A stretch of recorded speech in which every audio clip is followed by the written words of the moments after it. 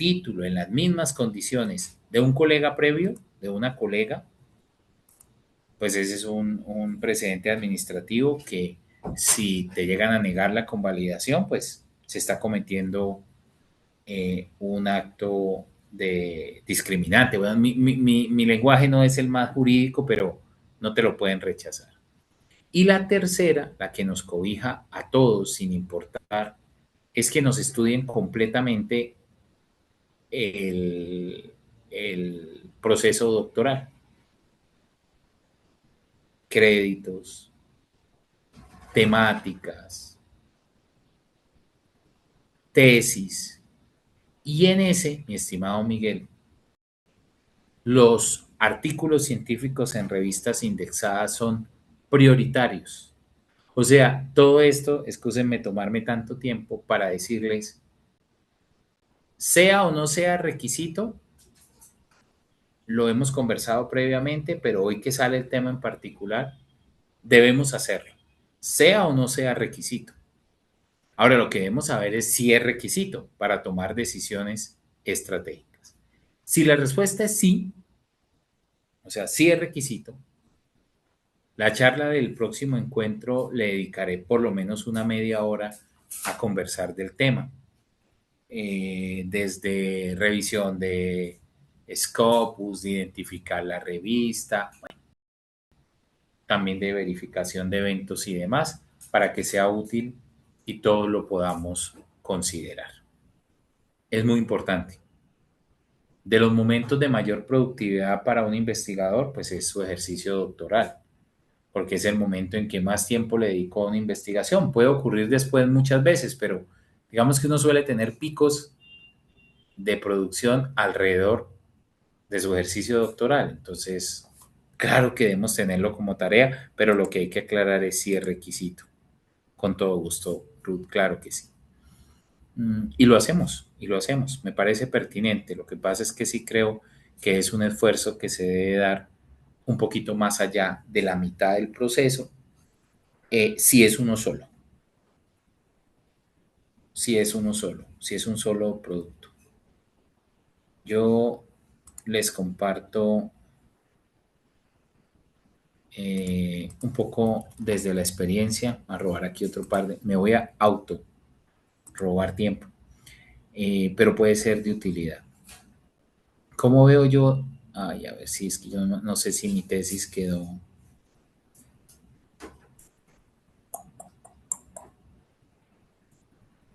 Excúsenme que apagué la cámara, pero si tengo algún problema de conectividad, prefiero que me escuchen muy bien.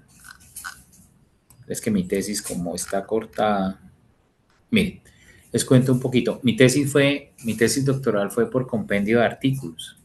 Es decir, yo sí o sí tenía que publicar, porque yo no hice un escrito. Las tesis en España son unos ladrillos, se los digo aquí en la confianza que ya les tengo. Las tesis españolas son 300, 350, 400 páginas.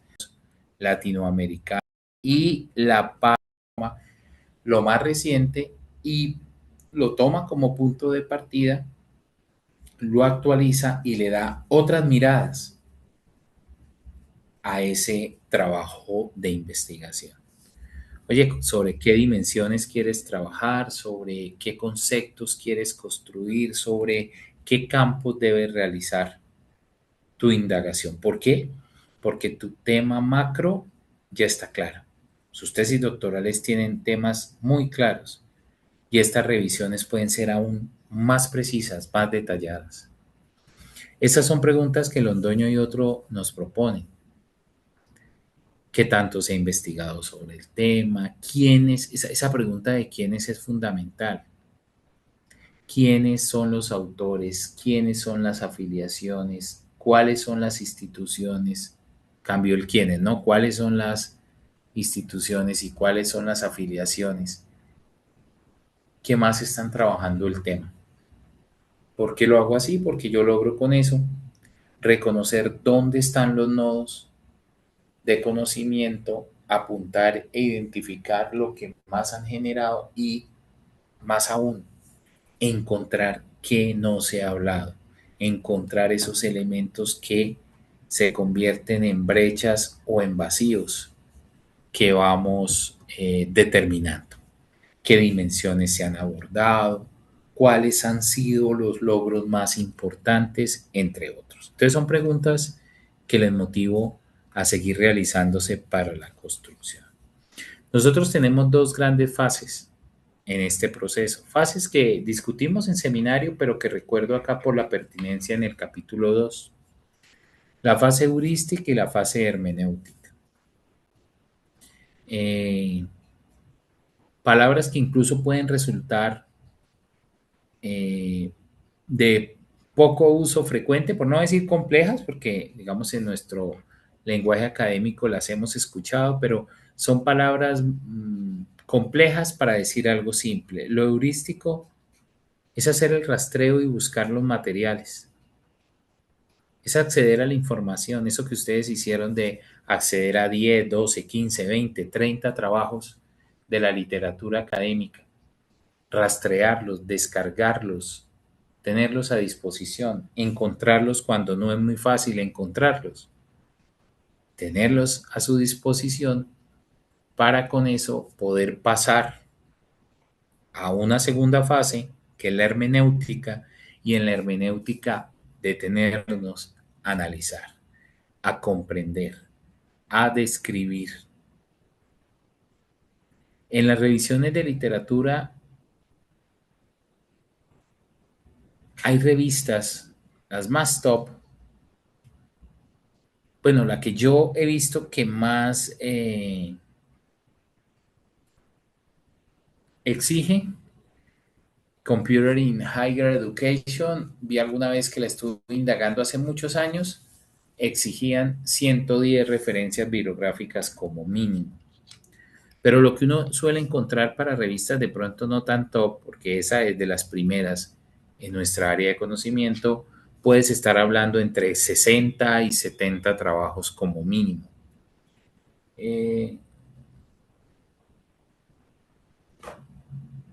Sí,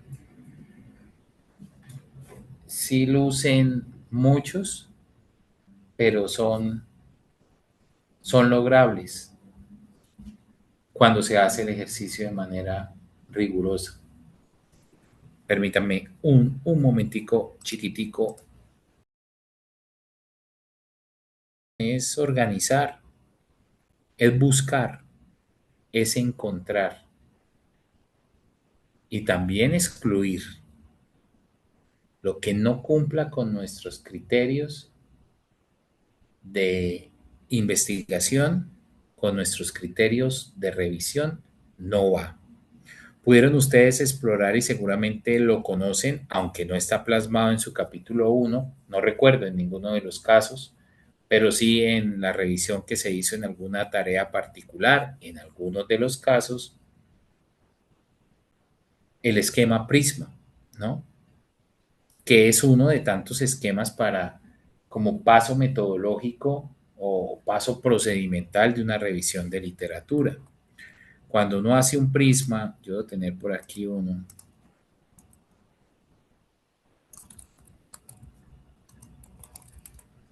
¿Están viendo mi pantalla compartida? ¿Me podrían confirmar, por favor, mi Sí, Google señor. Chrome?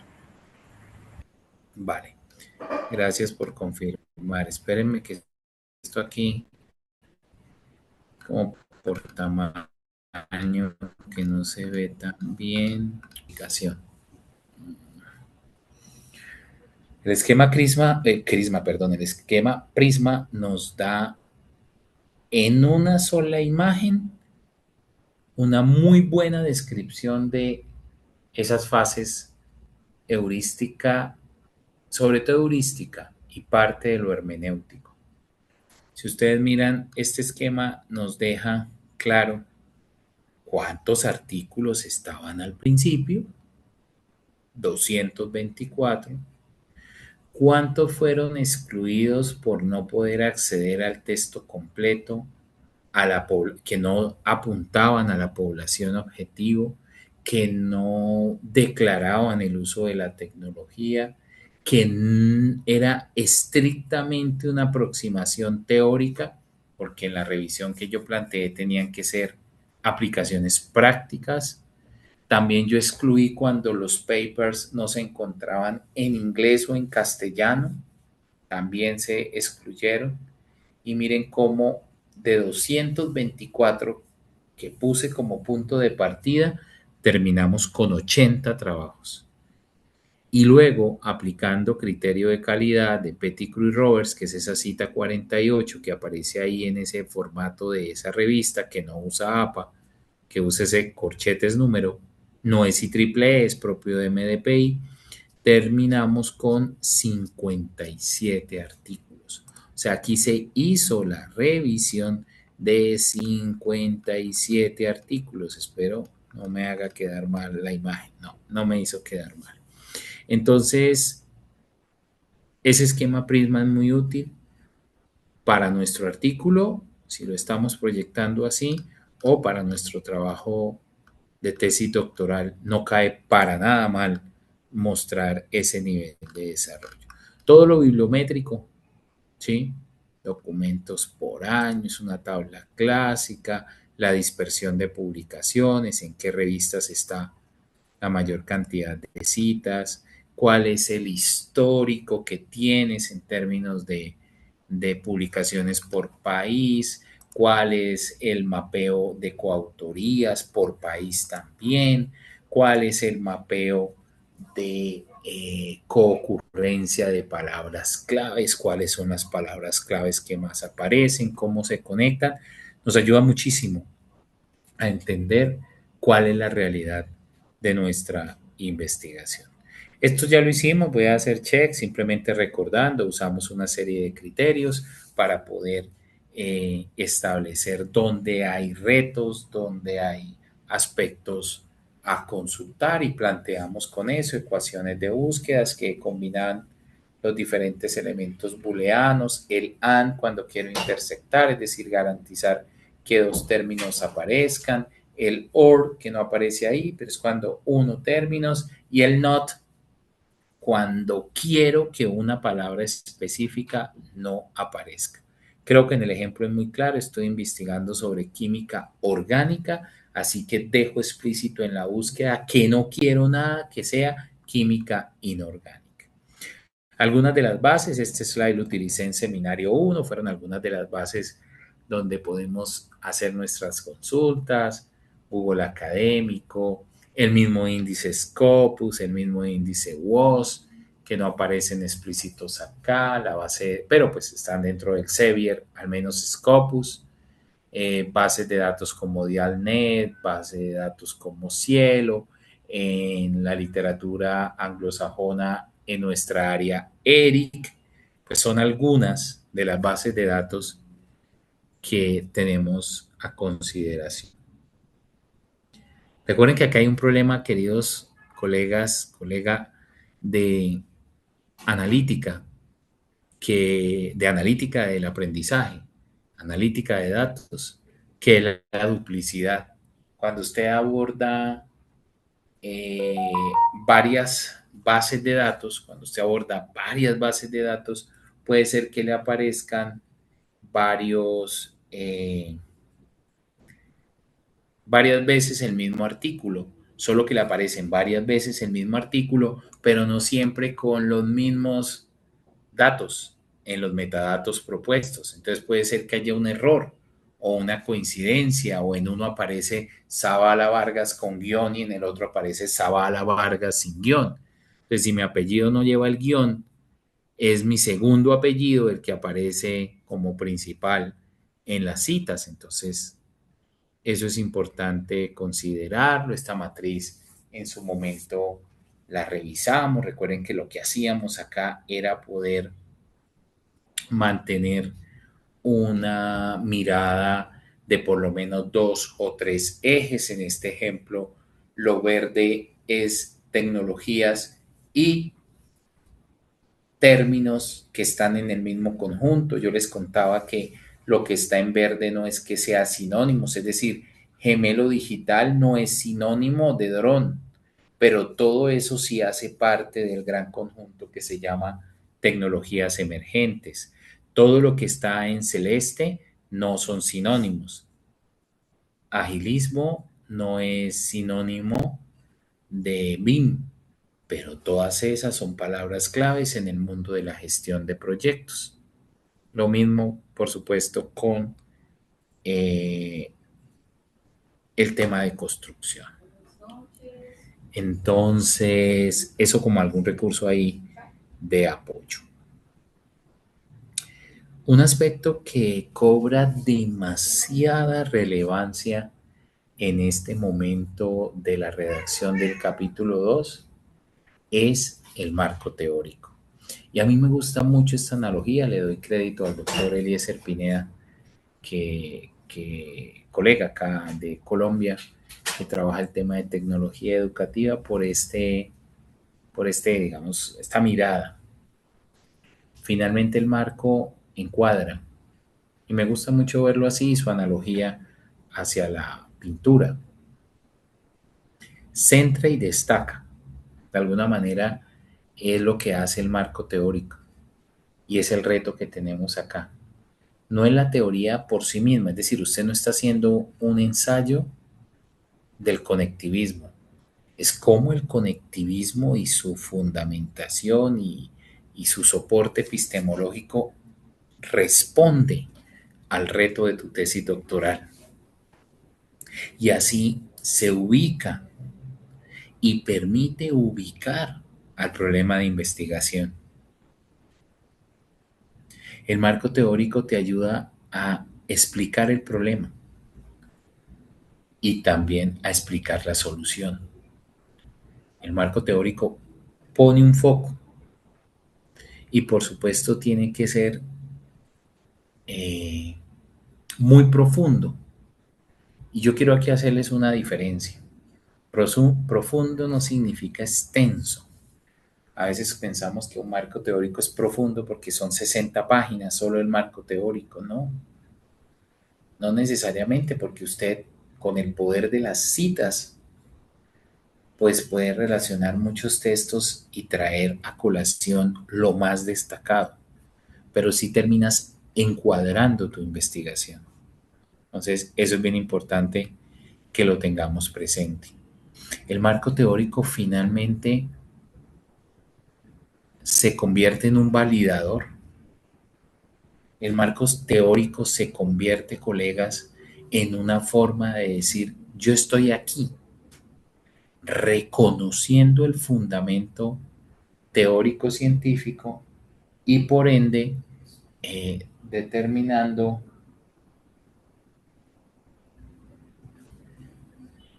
el sustento del problema de investigación. Y esta máxima la habíamos discutido en alguna sesión. Nadie puede investigar un territorio, lo llamábamos en seminario 1, un objeto de estudio, un problema cuya base teórica desconoce. Esto tiene para mí una doble razón. La primera es el hecho de que tú estás soportándote, como dice Google Académico desde hace más de una década, sobre hombros de gigantes, pero también porque tú estás convirtiéndote en parte del estado de arte. Entonces, para convertirte en estado de arte, para que tu tesis doctoral aporte a un nivel relevante, pues tú tienes que conocer cuál es el punto de partida, qué es lo que enmarca la dinámica de investigación y con eso, pues poder defender o argumentar, ¿vale? Entonces, por eso el marco teórico cobra tanta relevancia. Aquí hay un equilibrio. El marco teórico debe permitirte delimitar el problema de investigación. Y el problema de investigación plenamente identificado te va a permitir estructurar tu marco teórico definitivo. Tú arrancaste el tema hablando de TPAC, tú arrancaste el tema de tu tesis doctoral hablando de asesoría integral, tú arrancaste el tema hablando de inteligencia artificial generativa en la docencia, y ese fue un punto de partida que se convirtió en objeto de estudio. En la medida que más logras comprender tu problema, más logras afianzar un marco teórico que responde a ese problema. Por eso es que incluso solo hablando de este colectivo, solo hablando de este equipo de 6 integrantes, incluso aunque hayan coincidencias, temas similares, no iguales, porque ustedes están trabajando temas, por el contrario, muy diferentes, pero así hayan coincidencias en algunos aspectos, el marco teórico de cada uno de ustedes es diferente. Nosotros entendemos, y esto no debe ser un temor para nosotros, el ejercicio de construir un marco teórico se convierte en idas y vueltas, se convierte en el hecho de saber que la primera versión no será la última, pero ojalá hagamos una primera versión muy completa para que los ajustes en 2 o 3 iteraciones te permita ya tener algo muy sólido. Construirás un sistema conceptual,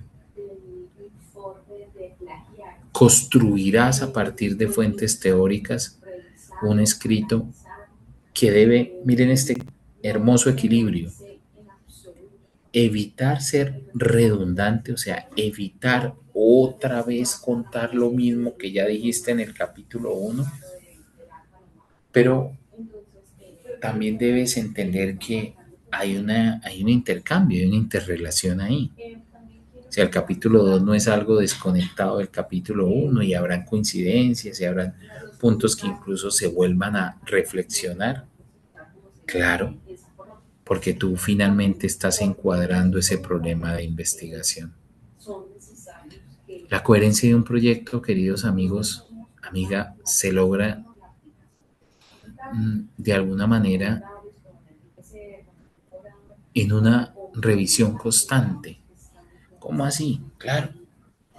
Ustedes formularon, si ustedes obvian el proceso y se centran en el producto, ustedes tienen hoy un escrito que va desde un título y que navega por una problemática y que navega por una pregunta y que plantea unos objetivos y que hace una justificación. Y ahora vamos a seguir construyendo lo que fundamenta todo eso. Entonces, no tengan preocupación si al seguir consolidando todo eso, pues tienes que volverte al capítulo 1 a ajustar. Y en esa lógica, pues ustedes en el capítulo 1 entablaron unos supuestos teóricos, dejaron claro unas restricciones, unas características, unos autores, unos referentes que aquí los vamos a consolidar.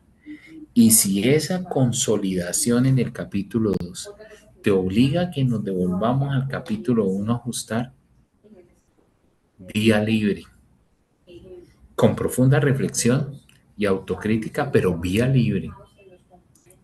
Casi que la foto que no se debería mover, incluso por las restricciones de los comités que les comentaba al principio de la sesión, es la fotografía cuando tengamos la presentación ante el IRB.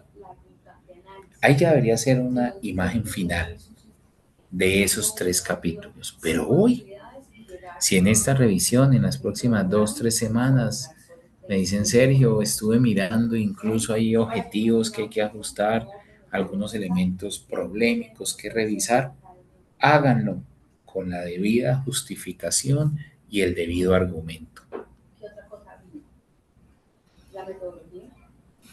Identifica el tema de investigación. Ya está. Realiza una revisión exhaustiva, es decir, establece de manera estratégica tu fase eh, heurística. Ven, dale orden a todo eso. Organiza la casa. ¿Qué va desde lo teórico? ¿Qué va desde la revisión sistémica actual, el estado de arte? Uno de los pasos más retadores, más complejos que nosotros tenemos es establecer conexiones. Y mire que esas conexiones entre teorías, entre técnicas, entre herramientas, entre tecnologías, se va logrando en la medida que ustedes maduran su investigación. Claro, cuando uno llega a este punto de su tesis doctoral con más experiencia como investigador, hay procesos que le son más sencillos. Sí, seguramente, pero también digamos que a todos nos ocurre que en un nivel de profundidad como este trabajo, pues nosotros estaremos reevaluando y conectando. Y en la medida que ustedes cuentan su discurso, lo van entendiendo más. Recuerden que el rol del maestro nos da esa gran ventaja, que cuando usted explica, orienta, sustenta, defiende, pues más aprende y va mejorando en lo que compone o comprende su tesis doctoral. Las variables las tenemos bastante avanzadas, pero es este ejercicio del capítulo 2 el que le debe permitir que en el capítulo 3 las variables estén plenamente establecidas. Porque es que si usted lo lleva a preguntas, recuerden que el capítulo 1 nos deja con la respuesta al qué voy a hacer desde sus objetivos y al por qué y para qué desde el problema y la justificación. Y el capítulo 2 finalmente te da bases suficientes para avanzar. Pero es el capítulo 3 donde declaras cómo vas a hacer tu investigación. Entonces es un buen momento de afinar esas variables. ¿Qué es lo que tú esperas? ¿Cuál es la orientación de la investigación? ¿Será que alguna de las variables que nos propusimos requieren nueva revisión? ¿Requieren ser ajustadas? Y el numeral 7 creo que es más claro. Bueno, el 6 la redacción es fundamental, pero el 7 es clarísimo.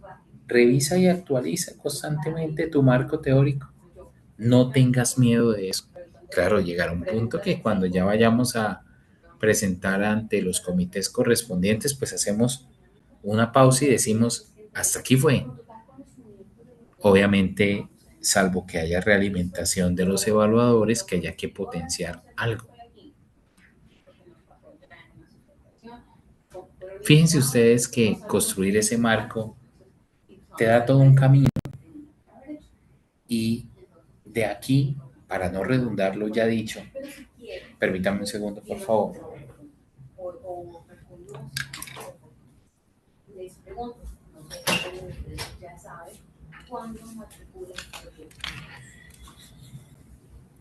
Para no redundar en lo ya expresado, quiero destacar algo acá.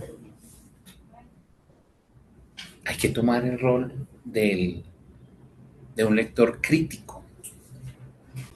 No todo lo que encontramos en la literatura es perfecto, incluso con proveniencias importantes.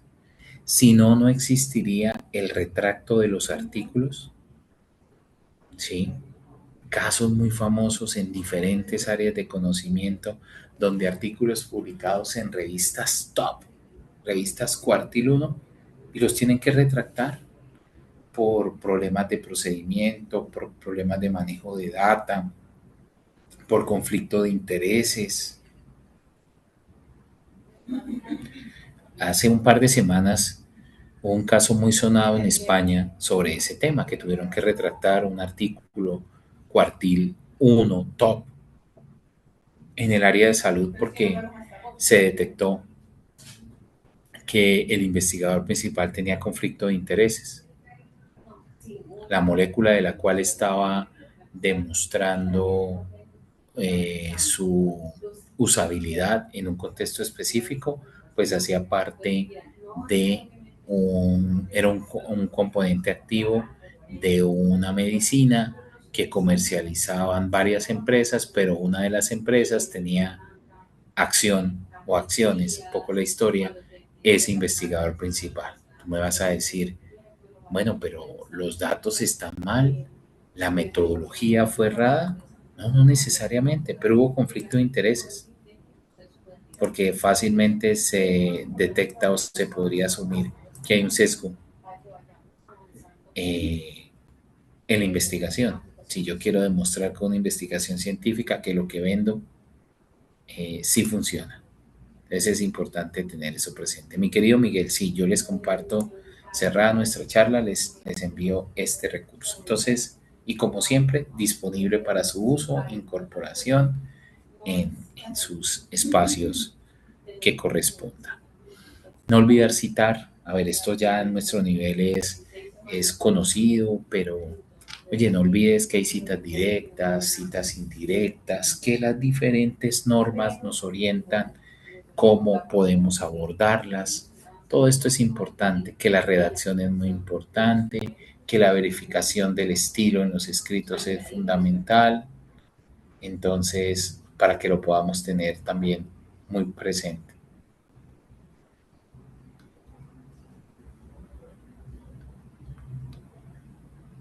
Saben ustedes que no hay un solo estilo de referenciación, una norma, esto hay de todo.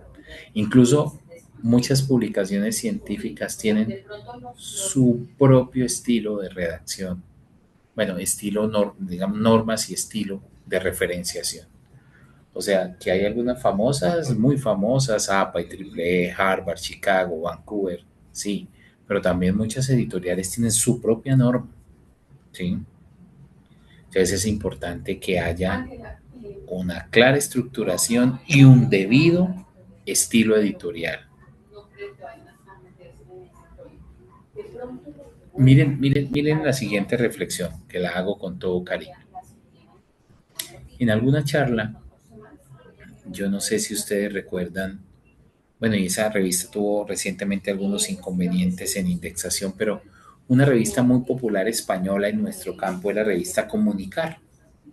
Y Comunicar tuvo ahí unos problemas que llevó a una pérdida de indexación, pero digamos no viene ahorita el caso de esa discusión, pero sí lo siguiente. Algún editor adjunto de Comunicar estuvo aquí en Colombia y él nos hablaba de bueno, algo que las revistas de alto cuartil muestran como un indicador maravilloso es el porcentaje de rechazo, por decir de alguna manera, oye, lo que publicamos es tan de alta calidad que tenemos un porcentaje de rechazo del 96%. Hagan cuenta, llegan 100 trabajos, publican 4. Y él hablaba de la forma como un elemento en que el editor descartaba de tajo, de plano, o sea, descartaba de una vez. Decía, si la norma de la revista te dice algo tan simple como que la extensión del trabajo es de 8.000 a 10.000 palabras y tú me entregas un trabajo de 10.050, ya lo descartan de una vez. Ni siquiera pasa evaluación de pares. Porque es que si no tuvo cuidado con esas recomendaciones, que no son pocas, ¿no? Son listas de chequeo de 15, 20, 30 puntos o más, pues realmente, ¿qué se espera del contenido? Decía el editor adjunto. Yo tengo mis reservas al respecto porque el trabajo puede ser muy bueno y estar en 10.050, pero sí tiene razón en el hecho de acogerse a la normativa de este tipo de entornos que son tan críticos, ¿cierto? Y que se reflexionan de una manera tan profunda. Permítame aquí un segundo, hago un ajuste sobre este slide. Y antes de continuar, pues me gustaría saber si hasta el momento hay alguna pregunta específica, algo que quieran considerar en la discusión.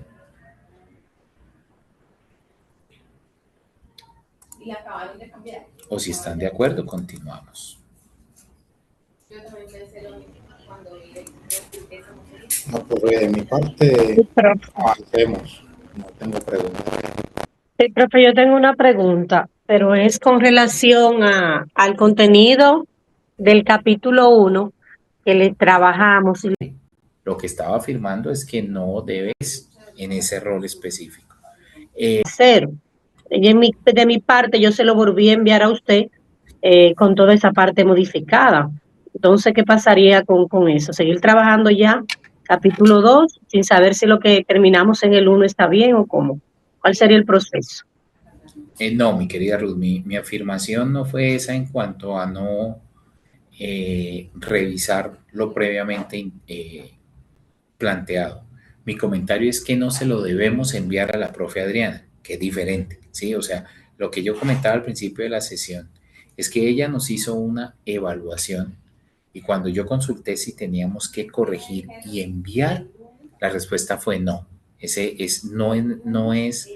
No procede en este caso. La opinión se da una vez en ese rol específico. Pero no, es bienvenido el ajuste que planteas. Sin embargo, ese ajuste que calibra algunos aspectos según la orientación de la profe Adriana, debemos ir apropiándolo en este capítulo. Es decir, yo te haré comentarios al respecto en los próximos días, pero no sientas eso como un punto para detener el avance en estos elementos, porque yo leí con detalle las apreciaciones de Adriana, varios cambios, varias recomendaciones, incluso muy interesantes, tanto de forma como fondo. Y atendido eso, que es una invitación no solo para ti que lo hiciste y para quienes ya lo han hecho, sino para todos, el poder tener esa nueva versión con esas correcciones es fundamental, es necesario. Lo que estaba afirmando es que no debe enviarse nuevamente a la profe Adriana, ni vamos a leer de ella una nueva realimentación. Esa era mi apreciación. Gracias, profe. Entonces ahí ya usted sería que se haría cargo de la revisión, ya sin la... Correcto. Sí, Entonces, profe, en lo que resta de semana yo te estaré enviando el de feedback acuerdo, sobre ese documento. la Claro que sí, pero retroalimentación. Sí, es correcto, es correcto. muchas gracias. Con relación a este capítulo 2, ya después de este trimestre pasaríamos a seminario 2. Tenemos que ir avanzando, adelantando el capítulo 2 antes de iniciar la clase de seminario. Sí, mi propuesta sigue siendo esa, sobre todo por,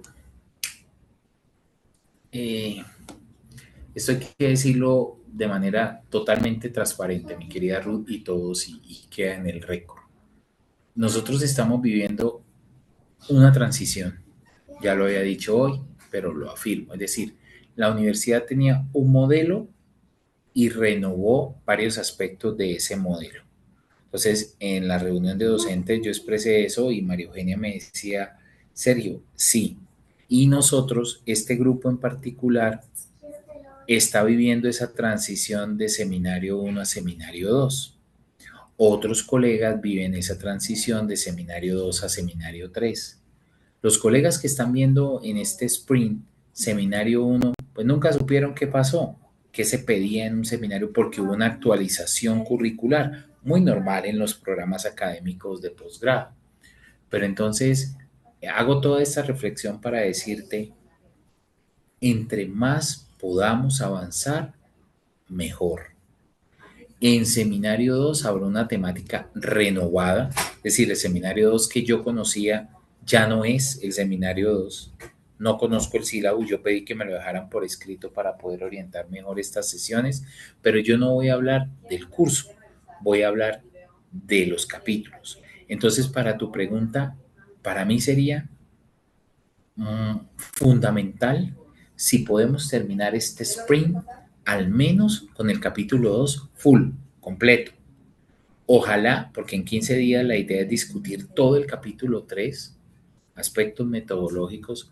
Ojalá pudiéramos irnos, no sé si en el sprint, sino en el sprint más el par de semanas de receso, irnos con capítulo 2, capítulo 3 para ya en ese curso poder hacer las discusiones con su tutor o tutora o conmigo si yo soy el profesor de ese curso más detallada. Entonces, para tu pregunta, yo pondría esa meta. Vamos en semana número 5, que a la semana número 12, que creo que son como 2 semanas de receso entre lapso y lapso, en la semana número 12 ya tengamos capítulo 2 completo y ojalá un importante avance del capítulo 3 para que en el desarrollo de ese curso hasta la semana 7, que es hoy, se solicita la presentación al IRB, pues lo podamos realizar. Algo que yo comprendí de la última reunión de docentes es que finalizado seminario 2 se espera tener los 3 capítulos para someterlos al IRB. Que hay colegas que se pasan, o sea, termina seminario 2 y varias semanas después lo entregan. Es posible, por la misma lógica que hoy por hoy los cursos de seminario nos dan una fundamentación, pero no son los que llevan la asesoría. Todo esto para decirte que esa meta sería la mejor, sería interesante, pero tenemos esa flexibilidad de los tiempos que cada uno puede estar llevando. Mi invitación es esa, cerrar este sprint con el capítulo 2 y ojalá algunos apartados, ¿por qué no? En su totalidad el capítulo 3, pero como son elementos muy densos, pues que lo podamos tener por lo menos el 2. Excelente, Para tu profe, pregunta, mira, gracias. con todo gusto. Para tu pregunta, mira, me quité ese slide de marco conceptual porque quería llegar aquí. Estos son los elementos que dice la normativa.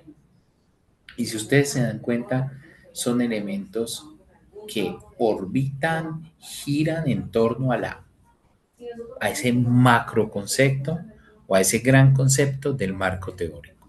Si ustedes miran los títulos y las ideas que debemos presentar, todo lo que hemos discutido se afianza. Una fundamentación teórica y epistemológica que aclara posturas, que nos deja clara la relación entre los elementos teóricos, conceptuales y el problema que tú estás desarrollando. Hay una relación evidente entre fenómeno y teoría que lo explica. Eso es fundamental, porque finalmente pensar que nuestros proyectos no han sido jamás discutidos por la academia, pues sabemos que no es cierto.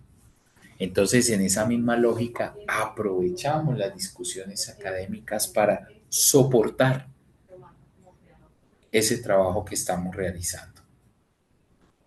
Luego de eso exponemos claramente las teorías, conceptos, categorías, miradas, corrientes que se asocien al tema específico.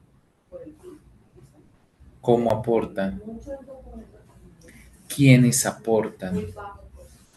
¿Qué gaps o limitantes existen? ¿Qué no se ha tratado con profundidad?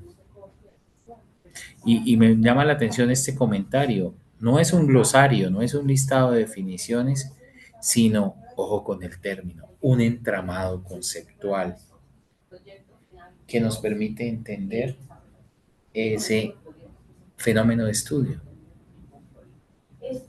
Y miren que la última parte, definición conceptual y operacional, nos empieza a llevar hacia las categorías de análisis, nos empieza a llevar hacia cuáles son esos términos claves de nuestra investigación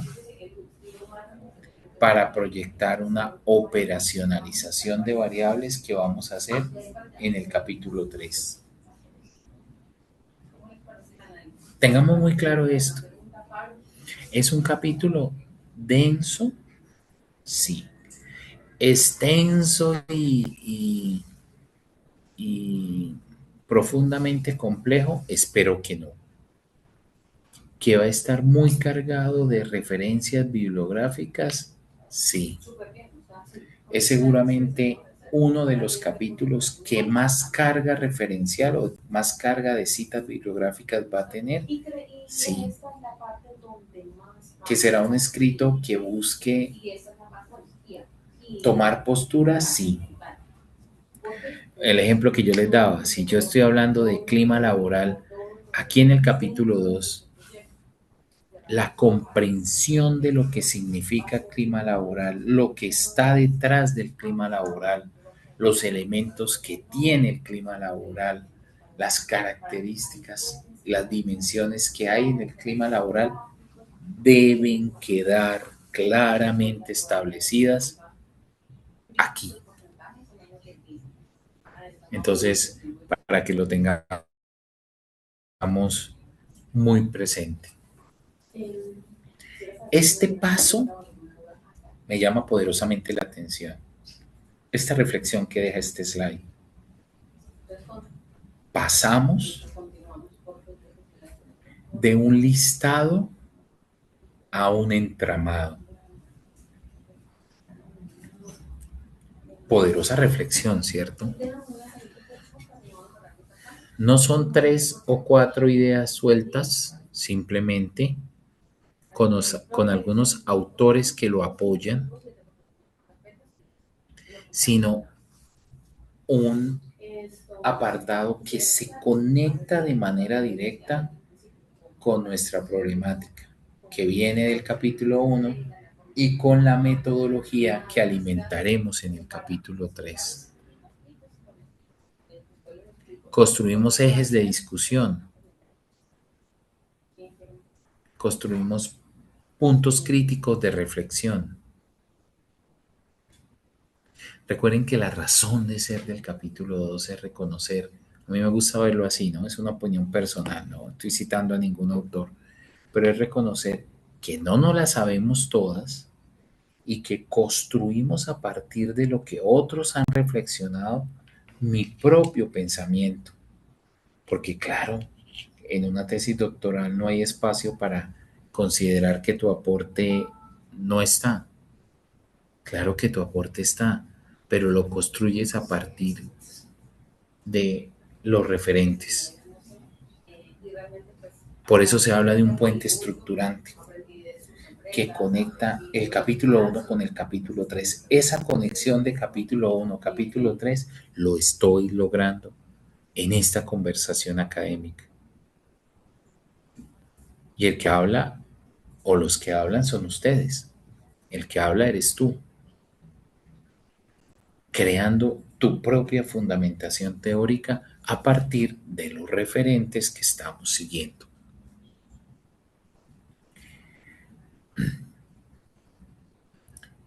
Esa mirada del puente, esa analogía del puente es fundamental.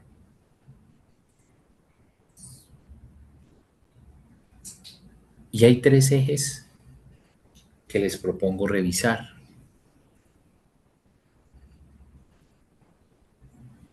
O el componente del marco teórico que estás presentando me sirve para entender, describir o reflexionar el problema,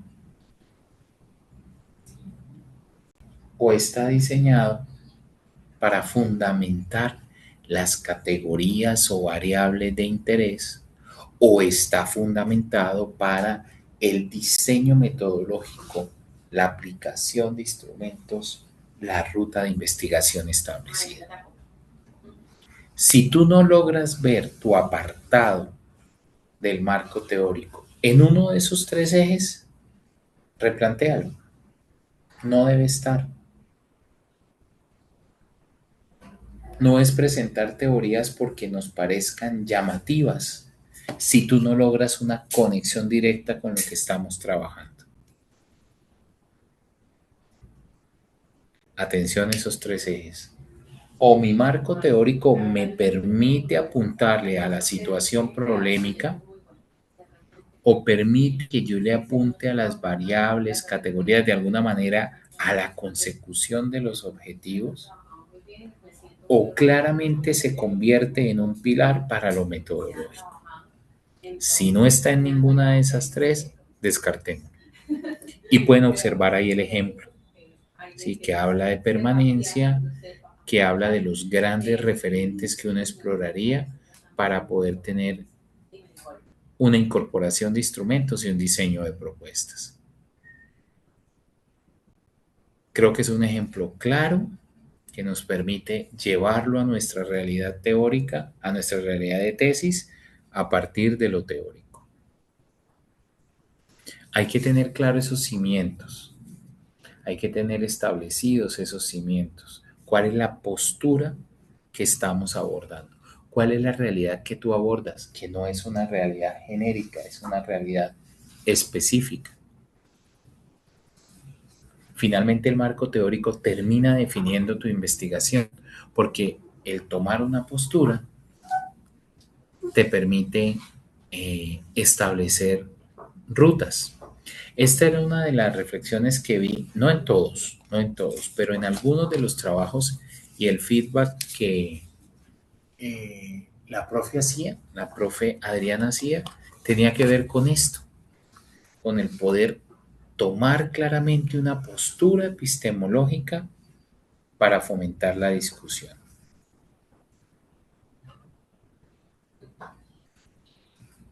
Se los he expresado. La universidad, incluso el país de la universidad y la academia en nuestra área de conocimiento, es muy dada a reconocer lo cuantitativo como una ruta metodológica con más validez que lo cualitativo.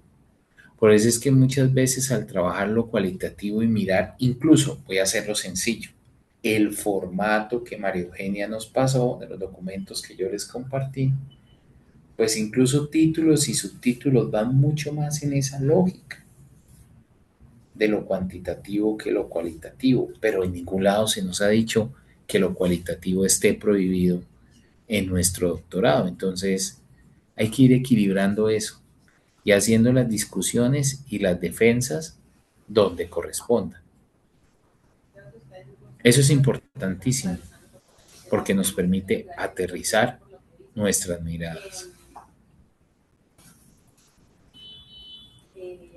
Hay áreas de conocimiento y con esto voy concluyendo la charla para escuchar si hay más preguntas. Hay áreas de conocimiento en que el investigador definitivamente está afuera del fenómeno. El investigador está desvinculado del fenómeno y por eso su mirada objetiva en muchos casos. Pero en el área nuestra, tema complicado y debe estar incluido en nuestras reflexiones y en nuestras miradas metodológicas, porque o somos docentes en servicio, o sea, estamos al interior de la institución, trabajamos con nuestros estudiantes, o somos directivos tomando decisiones de la organización que estamos interviniendo. Casi en ninguno de sus casos trabajas en la institución A y vas a hacer la investigación en la institución B. Incluso quienes están trabajando con redes, la institución A hace parte de la red B, pero esa cercanía no invalida. Eso me parece muy poderoso y por eso traje este slide. Exige reflexión y exige tomar posición ante lo que se genera. Para mí es una ilusión pensar incluso en lo más experimental y cuantitativo, que una investigación sea totalmente neutra. Es decir, que haya 0% de subjetividad. No lo hay. Parte de supuestos y hay experiencias propias que se ven reflejadas ahí. Por eso es que es tan importante construir esa base teórica, esa base referencial, porque con esa base teórica y referencial es que yo soy capaz de tomar posición y mantener coherencia. ¿Sí? Por eso es que yo les decía en el curso anterior que en la medida que uno va desarrollando tiene que ir verificando que no hayan contradicciones.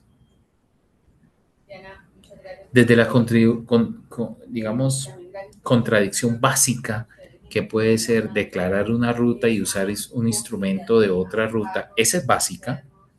Si yo hablo de una encuesta cerrada y digo que mi ruta es cualitativa, estoy de facto haciendo una incoherencia metodológica, hasta otras que van más profundamente ¿sí?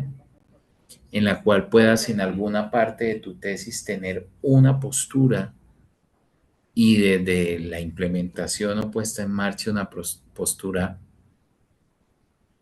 divergente o contraria. Entonces, esa invitación también les realizo. Y este es finalmente el reto de ese capítulo 2. La literatura está disponible.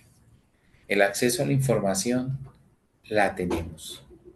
Pero el gran reto que se nos viene ahora es cómo hacemos que todo eso, cuando yo me pregunto quién lo ha desarrollado, dónde se ha desarrollado, con qué métodos, qué resultados se han obtenido, se logren poner en sintonía con nuestra tesis doctoral.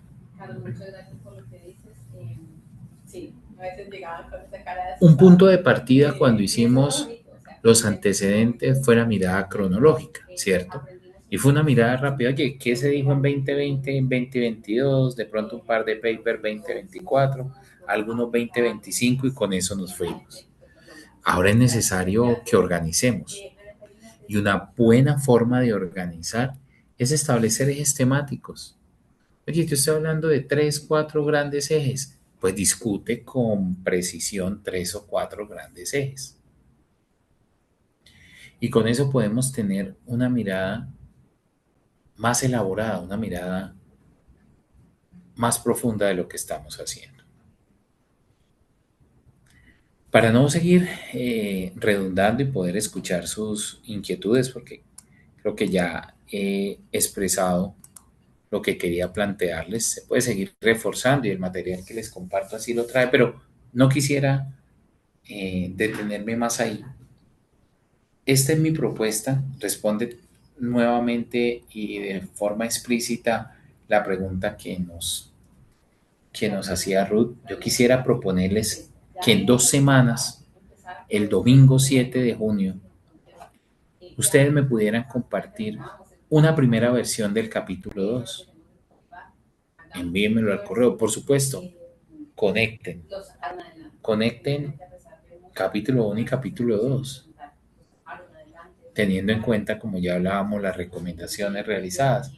Las 2 personas que me han enviado el capítulo 1 ajustado esta semana, que ya estamos retomando con la universidad, pues tendrá mi realimentación.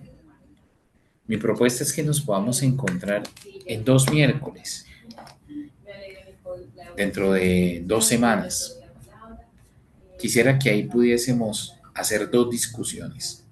La discusión número 1, hablar de metodología, hablar de qué se espera en ese capítulo, de qué características tiene.